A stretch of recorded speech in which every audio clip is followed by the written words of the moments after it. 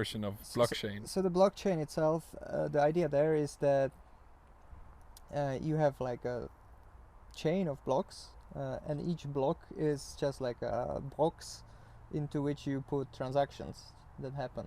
So let's say I send money to you, you send money to me or to somebody else. Yeah. And you put these transactions in a box, and then you kind of, well, it's a compute hash, but what that mean is that you create a unique number based on the content of the box. Yeah. And it's one-way function. So when you have the number, you cannot figure out what was the content.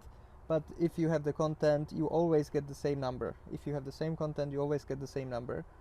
And it's really, it's cryptographic function. So it will turn that content into a number. And then you do another block in the chain, and that chain needs to use not only the content but also the number from the previous block that you computed. So it builds on top of each other. So it kind of links into each other. Yeah. That's where the chain comes from. Yeah. Because then if you would just like replace the block with something you want, like send all money to me transaction, it would break the chain. It would no longer compute to the same number. Yeah. And that would mean that the following block would have a different number. So and it would be broken. So if I just try an analogy that many will understand. Yeah. If you ever work with Excel. Yeah.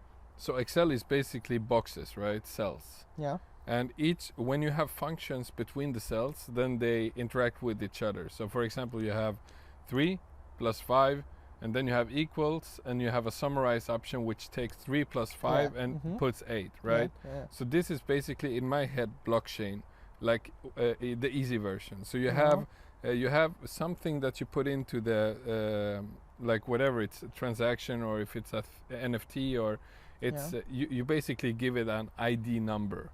The ID number will always be the same for that thing, but when someone else looks at the number, they will never understand what is the number.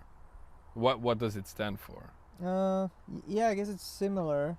I mean, this is just trying to make it understandable. Yeah, I know. And then if you have the cells, and then you have the functionality. So summarize these two to each other, to this, and then you take this number and you put it into another function, which is maybe add together with this one here and divide by these ones, and you have a couple of functions on top of each other that relate to the same basic data.